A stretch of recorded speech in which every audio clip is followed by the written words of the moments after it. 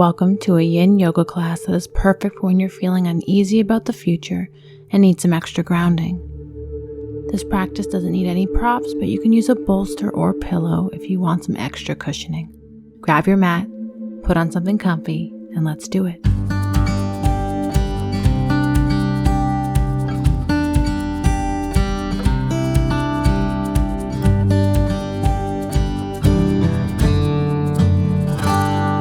Our first yin posture will be our wide-legged child pose at the back of the mat. Toes together, heels apart. You can place a bolster or pillow between your thighs if you want a more restorative version of this pose.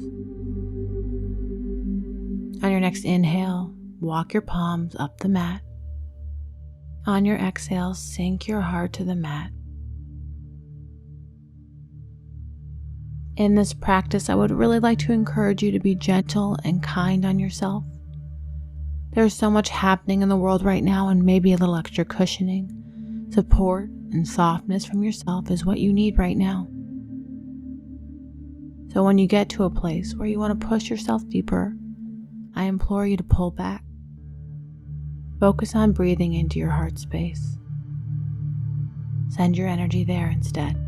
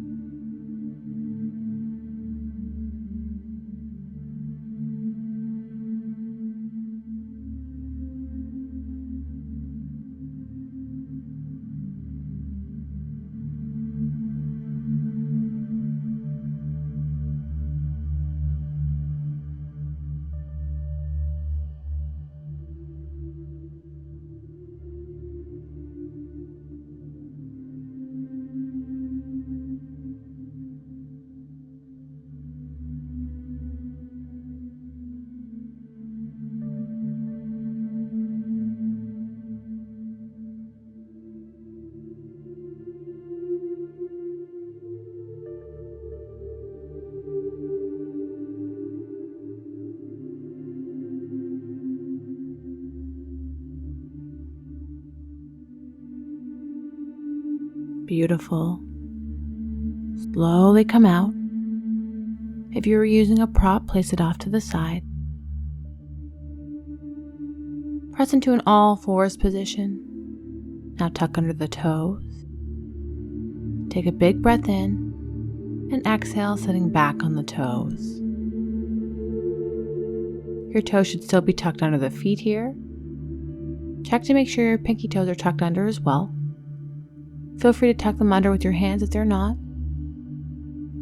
Maybe this feels a little intense. You can place your palms on the mat in front of you to take some of the weight off the toes.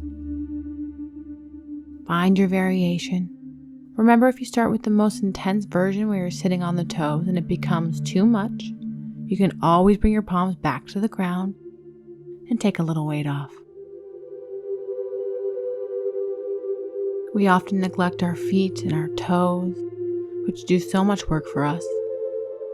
This pose really stretches deep in this area. I know it can be intense. You won't be here too long, just breathe through it.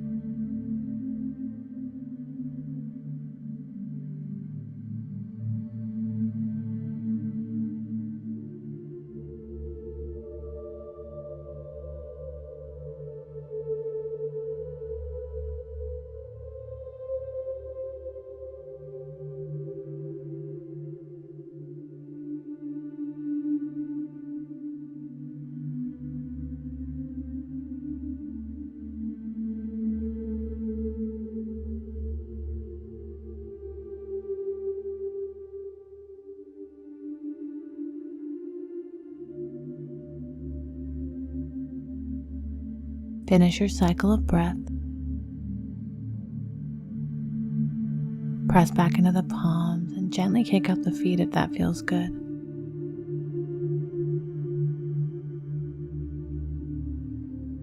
Moving into a seated position.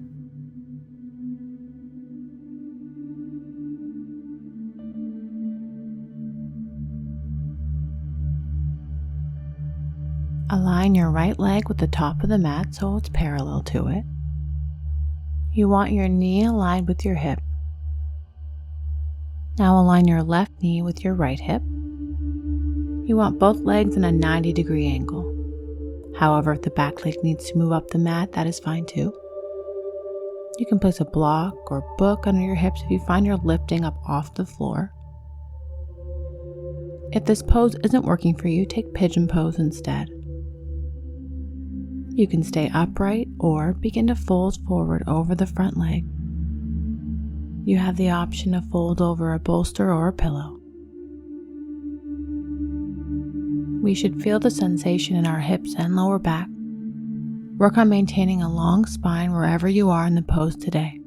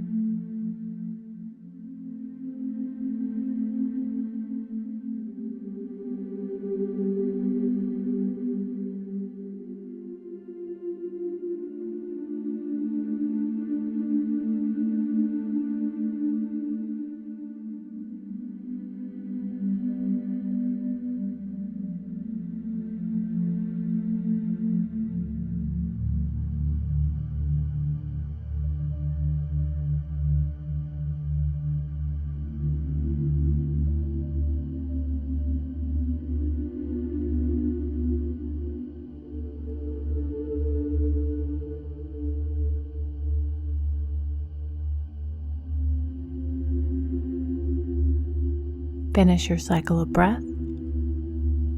If you're in a forward fold, press into the palms and slowly lift back up. To come out, lean away from your back leg and bring it forward. Let's move into the other side.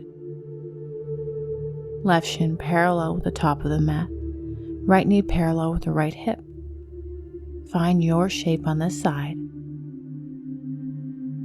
Take your time, absolutely no rush. Don't be afraid to try out a different shape in any pose if it feels better in your body. We are all different and we will feel everything differently. I'm here to encourage you to be safe and guide you, but always remember you're the boss. With that in mind, if it feels good, you can begin to fold forward.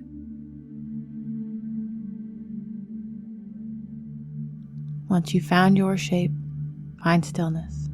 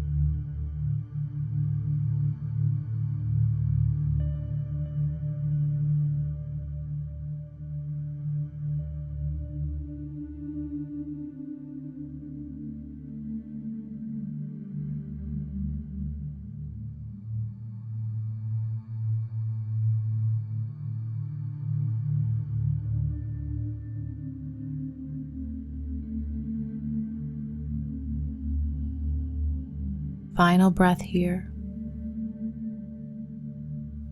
Excellent work. Press into the palms and slowly lift back up. Lean away from your back leg and move it forward. Take any gentle movement you need here. When you're ready, make your way onto your stomach.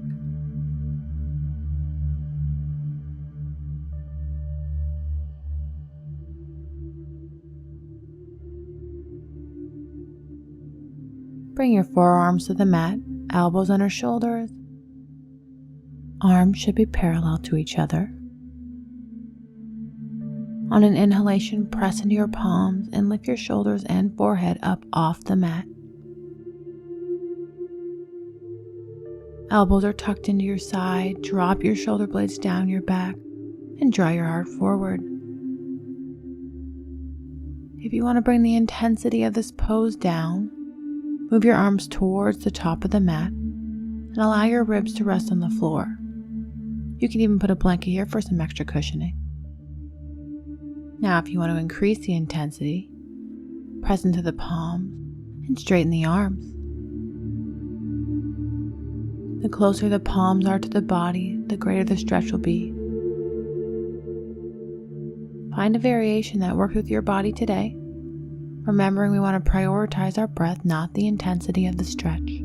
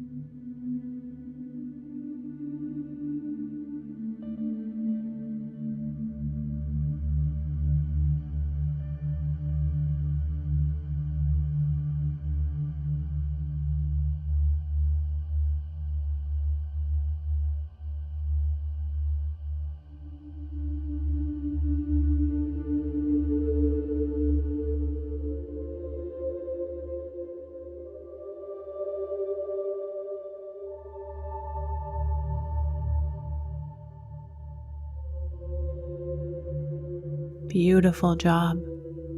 Wherever you are, let's slowly lower all the way down. Arms can come out wide or rest at your side. Take a few breaths here. Let your back release. Make your way onto your back, finding our final posture, Shavasana.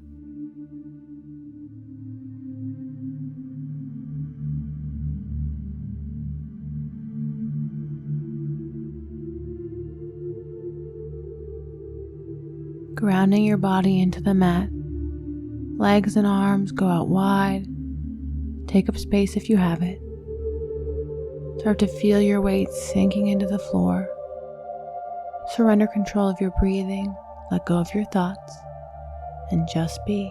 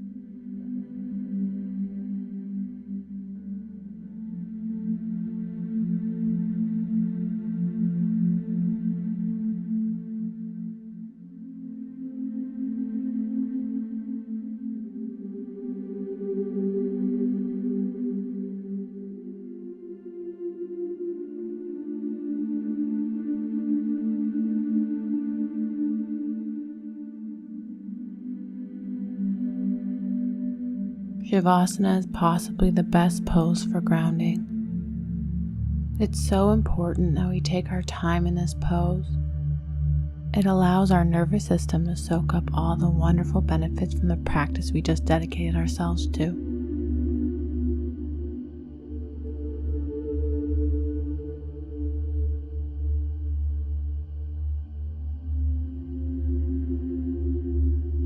Remember, whatever is happening in your life right now or with the world, it will pass. Everything is cyclical. We are in constant motion. Return to this practice to find your grounding whenever you feel you're getting carried away. Please stay in Shavasana as long as you have time today. Sending you peace. Namaste.